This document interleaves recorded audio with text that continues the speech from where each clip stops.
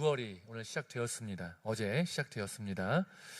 새해를 맞이하면 여러 계획을 세우잖아요. 그렇죠? 계획을 세우신 것들이 있으셨습니까? 네, 많이 이루어졌나요? 네.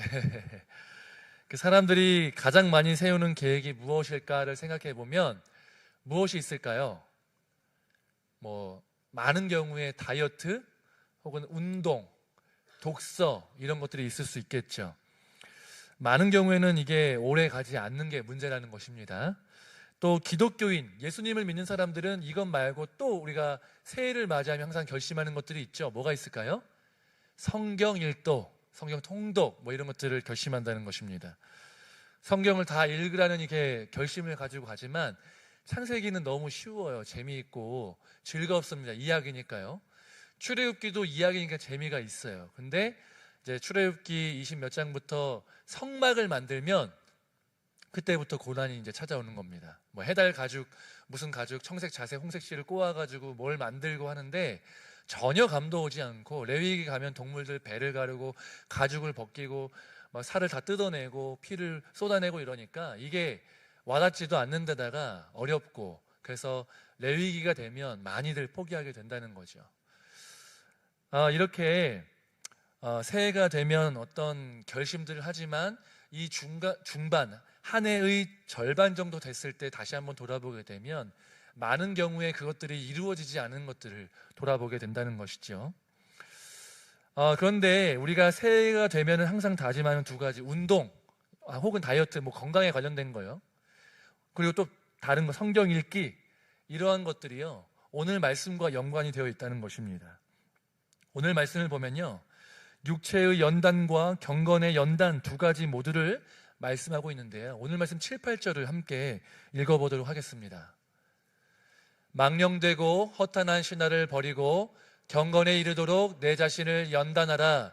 육체의 연단은 약간의 유익이 있으나 경건은 범사에 유익하니 금생과 내생의 약속이 있느니라. 아멘. 여기서 보면 망령되고 허탄한 신화를 버려라, 이걸 버리고요, 경건을 연단하라고 얘기하거든요. 망령되고 허탄한 신화, 이게 너무 추상적인 단어란 말이죠. 이게 무슨 말이냐? 이것은 앞에 오늘 말씀 읽었던 1절부터 5절 말씀에 나오는 금욕주의적인 이단을 가리킵니다. 그래서 기독교 또 예수님을 믿는 사람들이 먹는 것도 금식하고 절제하고 또한 결혼도 하지 않고 주님이 어서 오시기를 기도하면서 금욕주의적으로 가야 된다라고 얘기하지만, 사실 사도 바울이 고백하는 것은 그렇지 않다는 것입니다. 우리가 금욕주의에 빠져서는 되는 것이 아니라 하나님으로 인해서 하나님을 즐거워하고 기쁨을 누리는 그러한 종교가 바로 기독교라고 말씀하고 있는 것이죠. 그런데 이런 금욕주의적인 반응에 대해서 이 사도 바울은 이것들을 피하고 이것들을 버리고 무엇을 해야 되냐면 경건을 연단하라라고 말하고 있습니다. 근데 경건을 연단하는 것도 얘기하면서 육체의 연단과 비교, 대조를 하고 있거든요. 그렇다는 얘기는 무슨 말이냐? 이 육체의 연단과 경건의 연단이 비슷한 점이 있고 다른 점이 있어서 이걸 비교 대조를 통해서 우리가 추구해야 되는 이 경건의 연단이 무엇인지를 더 선명하게 보고 그것들을 행해라 라고 말씀하고 있다는 것입니다. 사도 바울은요, 오늘 내 자신을 연단하라라고 이렇게 기록하고 있는데, 이 연단하다는 단어가 원어를 보면 무슨 말이냐면 귐나조라는 단어가 있습니다. 근데 이 단어는요, 귐나조, 여기까지는 잘 모르시겠지만 이게 단어가 넘겨 오거든요. 귐나조가 독일어로 오면 어떻게 되냐면 김나지움이 됩니다. 김나지움이 영어로 오게 되면 짐나지움, 이게 단어를 축약하면 짐이라고 해서 운동하는 장소를 짐이라고 얘기를 하거든요. 그 말은 무슨 말이냐? 김나조는 이 옷을 벗은 채로 훈련하다는 그런 의미를 갖고 있다는 거예요. 그래서 그리스 로마 시대에 우통을 벗고 육체의 단련을 하는 겁니다. 달리고 또한 이제 근육 운동을 하고 서로 붙잡고 레슬링하고 씨름하는 운동을 통해서 연단하는 것을 바로 이 단어로 표현하고 있는 것이죠. 그렇기 때문에 이 단어, 연단하라라는 단어는요, 일반적으로 육체를 훈련할 때 쓰는 단어다라는 것입니다. 그래서 육체의 연단과 경건의 연단을 지금 비교 대조하고 있는데, 유사점과 차이점이 있는데, 유사점은 무엇이냐?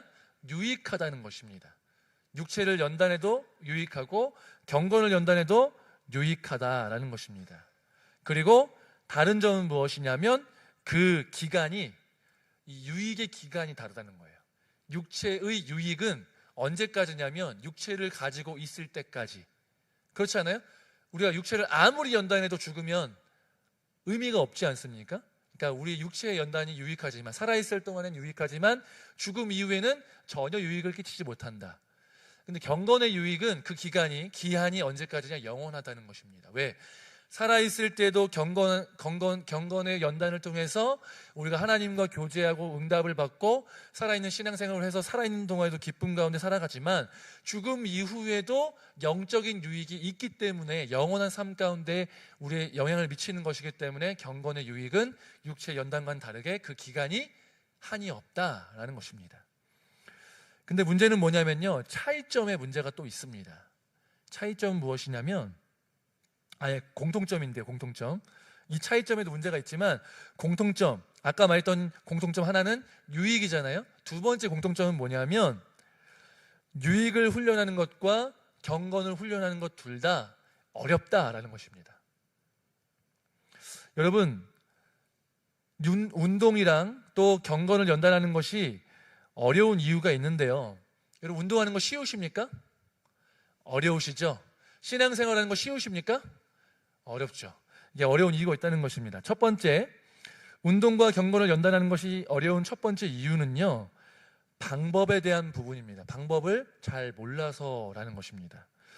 우리가 흔히 새해 운동을 하거나 다이어트를 결심하면 하는 게 뭘까요? 어떤 분들은 이제 식단을 조절하시는 분들이 계실 수 있습니다. 어떤 분들은 헬스장을 끊을 수도 있습니다. 어떤 분들은 수영장이나 아니면 필라테스, 복싱, 주짓수 뭐 이런 것들을 끊으시는 분들도 계시겠죠. 그런데 강사가 있는 필라테스, 주짓수, 복싱, 수영 이런 것들은 문제가 덜합니다. 왜? 알려주니까요. 근데 문제는 무엇이냐면, 우리가 흔히 헬스클럽을 젊은 사람들이 많이 끊는 이유, 또 어르신들도 보니까 이제 많이 오셔서 러닝 그거를 많이 하시던데요. 헬스장을 주로 끊는 이유는 뭐냐면, 첫 번째, 싸서 그렇습니다. 두 번째, 나는 굳이 설명해 주지 않아도 혼자 할 수 있다는 생각 때문에 그렇습니다. 근데 문제는요, 우리가 운동하는 것을 그냥 하면 되지라고 생각하지만 운동에도 다 방법이 있다는 것입니다. 우리 건강해지기 위해서는, 등이 건강해지기 위해서는 운동을 어떻게 해야 되는지, 어떻게 당겨야 되고, 어떻게 힘을 줘야 되고, 어떤 무게로 몇 번을 반복해야 되는지를 알아야 되는데 모른다는 거죠. 그러니까 무조건 하는 겁니다. 가볍게 100번씩 하고 나 운동 다 했다. 아니면 너무 무겁게 몇 번 하고 난 다 했다. 근데 그게 과연 옳은 방법이냐? 아니다는 거죠. 탁구도 그렇고 수영도 그렇지만 운동하는 것에 방법이 있는데, 그 방법을 따르면 쉽게 그 방법을 습득하지만 내 맘대로 하게 되면 그 잘못된 방법이 고착화돼서 내가 원하는 운동 효과를 얻기가 어려울 수 있다는 것이죠. 그런데 경건의 삶도 마찬가지라는 것입니다. 경건한 삶을 살기 위해서는 우리는 무엇을 연단해야 됩니까?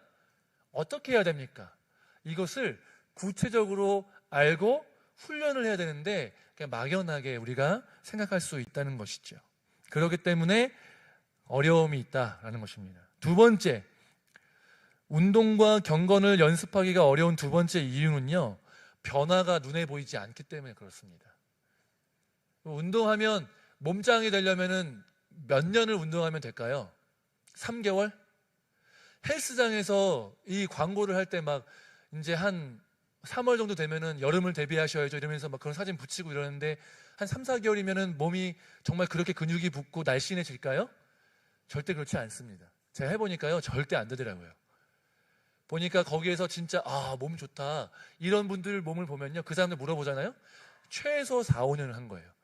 4, 5년 한 몸인데 나는 마치 한 여름을 준비하기 위해서 몇 개월 전에 시작하면 그 몸이 될 수 있을 것 마냥 생각하고 시작한다는 것이죠. 그러니까 운동이 어려운 이유는 변화가 눈에 보이지 않으니까, 눈에 보이지 않는데 힘이 드니까 열심히 하다가 처음에는 의지로 몇 개월 하다가 눈에 보이는 변화가 없으면 지쳐서 포기하게 된다는 것이죠. 근데 경건도 마찬가지입니다. 경건도 우리의 신앙의 수준이 만약에 눈에 보인다면, 혹은 수치화되어 있다면, 그래서 만약에 어제의 내 신앙이 300이었는데 오늘 내가 큐티를 하고 났더니 310이 되었다, 오늘 기도회를 드리고 예배를 드렸더니 320이 되었다라고 수치화돼서 보인다면, 만약에 내가 예배를 드렸더니 갑자기 막 얼굴이 하얘지고 막 변화가 일어나고 갑자기 말이 예뻐지고 이런다면 신앙생활이 조금 더 쉬울 수 있겠죠. 근데 쉽게 변화가 일어나지 않는다는 거예요. 눈에 보이지 않는다는 게 문제라는 것입니다. 세 번째 어려운 이유는요, 운동도 경건도 유익한 건 알겠는데 힘들고 귀찮고 다른 편한 것들을 더 하게 되기 때문에 그렇다는 것이죠. 여러분, 건강이 유익합니까? 대답 안 하시네요. 경건이 유익하십니까? 네, 경건과 운동은 유익합니다. 다 아는 바죠. 몰라서 못하는 것이 아닙니다. 병원 가면 의사 선생님들이 늘 하시는 말씀이 뭐냐면, 건강하기 위해서 술, 담배 끊으시고요, 스트레스 받지 마시고 잠 잘 주무시고 운동하십시오 라고 이야기합니다. 이거 몰라서 건강하지 않습니까? 알죠. 의사 선생님들도 다 아는 얘기를 우리한테 하는 겁니다. 근데 문제는 뭐냐면, 아느냐 모르느냐의 문제가 아니라, 이 유익에 대한 알고 모름의 문제가 아니라, 할 수 있는 의지가 있느냐, 게으름을 이겨낼 수 있느냐, 무엇을 더 원하느냐 라는 그런 문제의 차이점이 있다는 것이죠. 경건도 마찬가지입니다. 그렇다면 경건이 무엇인지에 대해서 구체적으로 알아볼 필요가 있습니다. 경건이라는 단어는요, 이제 헬러 단어가 있는데 그 단어를 이제 분석해 보자면, 하나님에 대한 올바른 태도를 갖고 올바로 믿는 것이 경건입니다. 우리가 하나님께 가져야 될 올바른 태도는 무엇이냐면 경외라는 것입니다. 경외는 무엇입니까? 하나님을 두려워하는 것. 또 경외는 무엇입니까? 하나님을 사랑하는 것. 이 두 가지를 포함한 것이 경외라는 것입니다.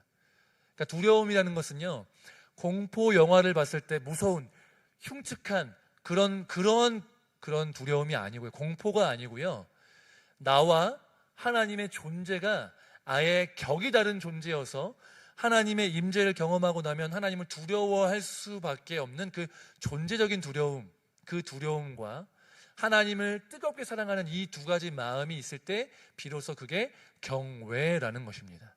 그러니까 우리가 하나님에 대해서 올바로 가져야 되는 태도가 있는데, 그게 뭐냐면 경외하는 마음이고요, 그 하나님을 믿는 것, 이것이 바로 경건이라는 것입니다. 내가 얼마나 하나님을 두려워하느냐, 내가 얼마나 하나님을 사랑하느냐, 내가 얼마나 하나님을 더 신뢰하느냐, 이 정도의 차이가 우리의 경건함의 차이다라는 것입니다.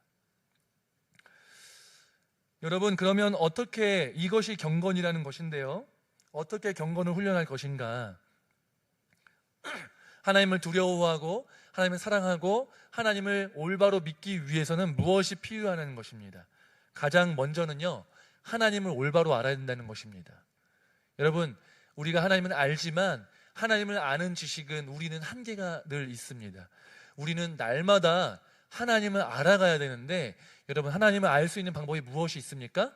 성경을 통해서 알 수 있습니다. 우리는요, 이게 너무 많이 들었던 말이지만 그냥 막연하게 성경이지 이렇게만 이해하시잖아요. 근데 이 성경을 무엇이라고 표현하냐면 계시, 특별 계시라고 얘기합니다. 계시라는 것은 무엇입니까? 감추어져 있던 것을 드러내는 것이 계시예요. 왜? 하나님은 영이시고 우리는 영과 육이 함께 있는 존재이기 때문에, 육에 속해 있기 때문에 하나님을 알 수가 없는 거예요. 그 하나님을 알 수가 없기 때문에, 하나님이 숨어 계시기 때문에 하나님이 당신을 어떻게 나타내시냐면 드러내셔야 되는데, 그 드러내는 방법 중에서 가장 보편적이고 가장 명확하게 드러내시는 것이 무엇이냐면 바로 기록된 말씀, 이 성경을 통해서 하나님이 당신의 모습이 어떤 분이신지를 우리에게 알려주고 계시다는 것입니다. 그렇다는 얘기는 우리가 신앙생활에 있어서 경건하기 위해서는 하나님을 알아야 되는데 하나님을 알기 위해서는 성경을 알아야 되잖아요. 그럼 무엇입니까? 이 성경책을 날마다 우리의 손에서 떨어지지 않고 읽고 묵상해야 한다는 것이죠.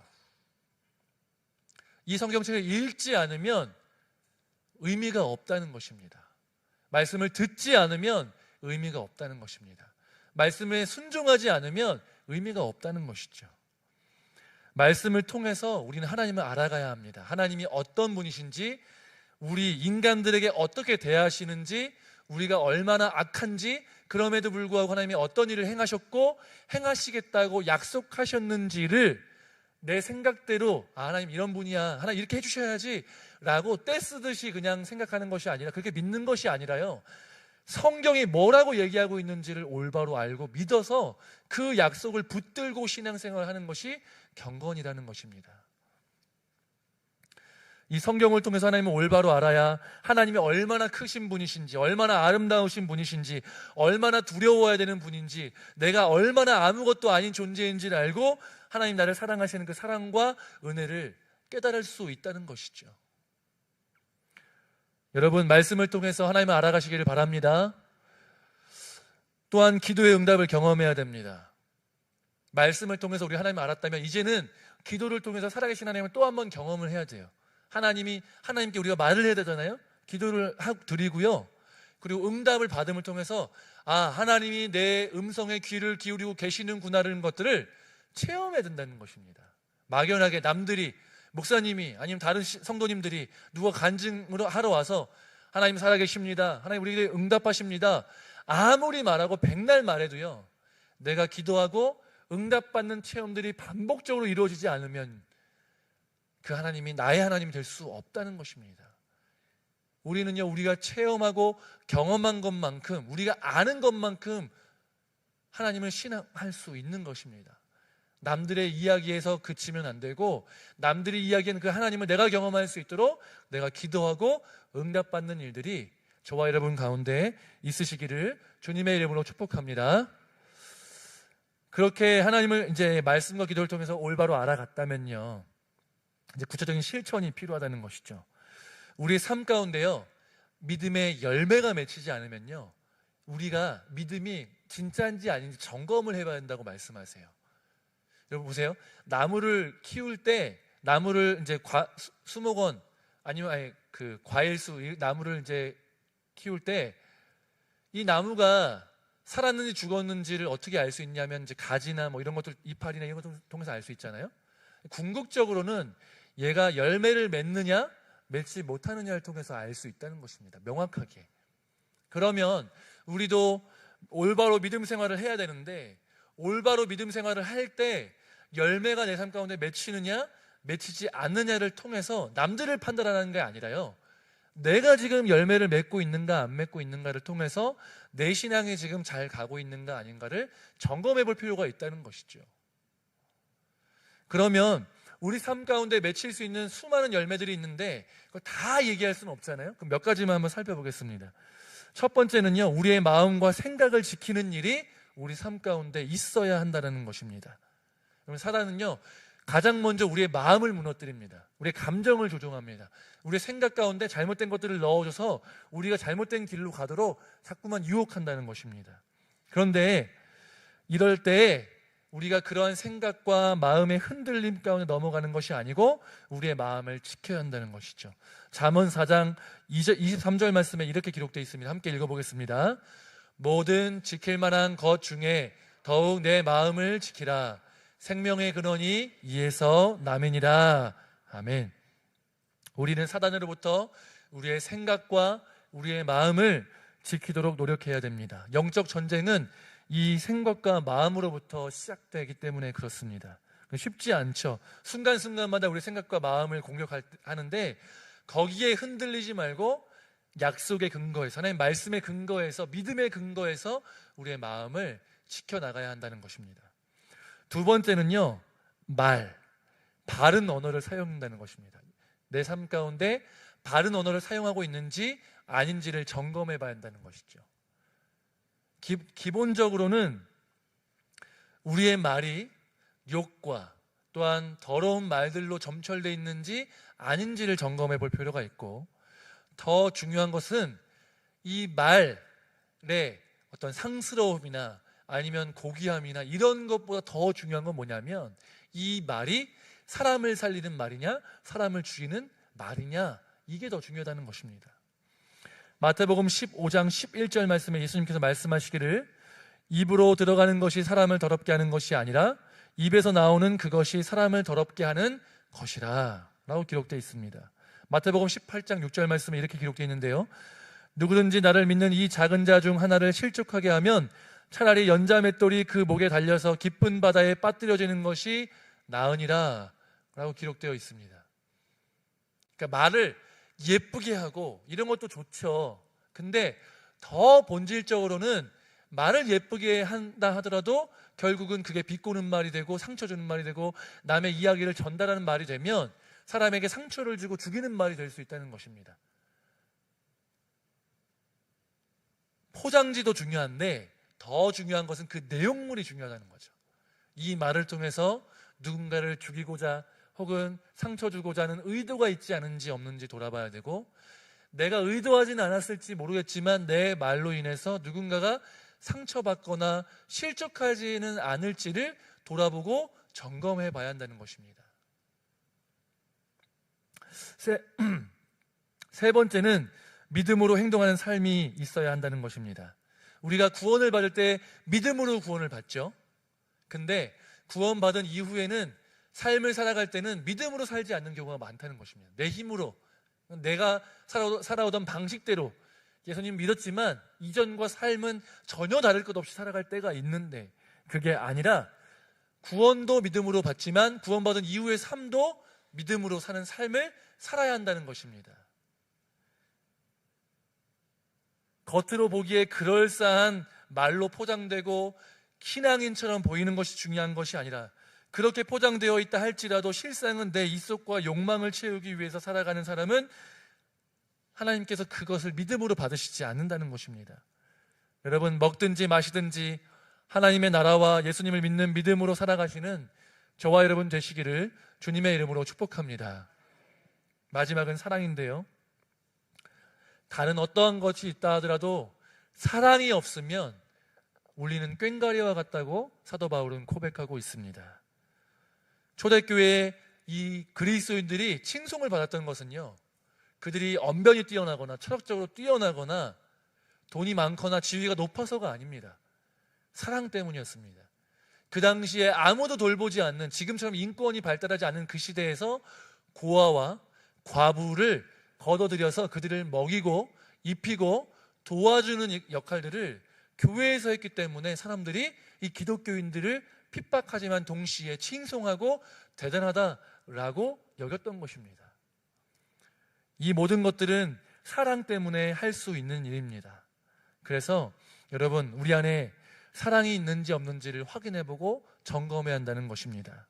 하나님을 사랑하고 성도를 사랑하는 동산교회 모든 성도님들 되시기를, 저와 여러분 되시기를 주님의 이름으로 축복합니다. 그럼 왜 경건을 연단해야 되는가?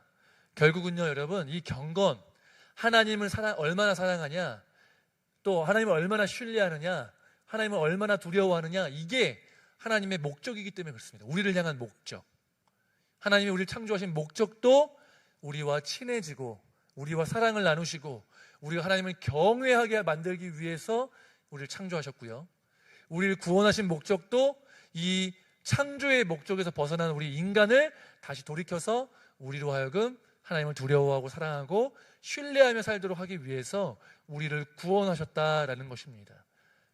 경건이 우리를 향한 하나님의 목적이기 때문에 우리는 이 경건을 연단해야 한다라는 것입니다. 여러분, 경건을 연단하시길 바랍니다. 그래서 올 2024년을 마무리할 때 내가 더 하나님과 친밀해졌고 믿음이 자랐고 하나님을 향한 사랑이 더욱더 뜨거워졌다라고 고백하실 수 있는 저와 여러분 되시기를 주님의 이름으로 축복합니다. 여러분, 근데 이거요, 이런 계획을 하고 다짐을 해도 쉽지가 않습니다. 중간중간에 포기하게 되는데요, 포기할 때마다 다시 한번 결심하고 포기할 때마다 다시 결단하고 좌절하지 마시고 다시 한번 일어나서 매일매일의 삶 속에서 이 경건을 연단하시기를 바랍니다. 또 이 경건을 연단하기 위해서요, 또 할 수 있는 좋은 방법인데 뭐냐면요, 올 한 해, 그러니까 올해 초는 아니잖아요. 그러니까 하지만 이미 지났지만 올해 초에 결단했던 것들을 다시 돌아보시면서 주변 사람들한테 얘기를 하는 거예요. 결심을 하면 항상 얘기를 하셔야 돼요. 왜? 얘기를 해야 그 사람들이 나의 증인이 되어서 내가 그렇게 살 수 있도록 도와줄 수 있다는 것입니다. 증인들은 그거 가지고 그 사람을 정죄하면 안 됩니다. 아니, 말만 저렇게 하더니 그냥 못하네, 이게 아니라 당연히 못하는 건데, 이것을 나한테 얘기했다는 것은 진짜 그렇게 살고 싶은 마음이 있구나라는 것들을 기억하고, 그렇게 살지 못할 때 다시 한번 얘기해주고 살 수 있도록 도와주는 것이 필요하다는 것입니다. 두 번째는 동역자들과 함께하는 것입니다. 말씀을 읽고 새벽 기도를 나오고 금요 기도를 나오고 예배를 나오고 구역 모임을 하고, 이런 모든 활동 속에서 혼자 힘으로 하려고 하는 것이 아니라요, 같이 하는 거예요. 말씀 읽을 때도 누군가랑 같이 하는 겁니다. 기도에 나올 때도, 예배 나올 때도 혼자는 힘들고 나오기 쉽지 않고 그런 여러 가지 상황이 있잖아요. 같이 나오는 겁니다. 같이 하는 거예요. 그래야지 우리가 이 일들을 경건의 연단을 끝까지 해나갈 수 있다라는 것입니다. 여러분, 경건을 훈련하기 위해서 말씀과 기도가 가득한 한 해 되시기를 주님의 이름으로 축복합니다. 그래서 우리 삶 가운데 하나님, 올 한 해가 정말 하나님과 친밀해지고 하나님을 더 사랑하고 또 믿음이 성장했다라고 고백할 수 있는 우리 동산교회 모든 성도님들 되시기를 주님의 이름으로 축복합니다. 함께 기도하시겠습니다. 사랑하는 하나님 아버지, 하나님께서 우리에게 원하시는 것은 다른 것들이 아니라 가장 우선적으로 경건한 것임을 다시 한번 마음에 되새기게 됩니다. 아버지, 올 한 해 말씀과 기도를 통해서 하나님을 더 깊이 알아가고, 그래서 하나님을 두려워하고 하나님을 사랑하고 하나님을 온전히 의지하는 그런 경건함을 연단해 나가는 2024년 한 해가 될 수 있도록 주여 붙들어 주시옵소서. 올 초에 계획했던 것들이 많이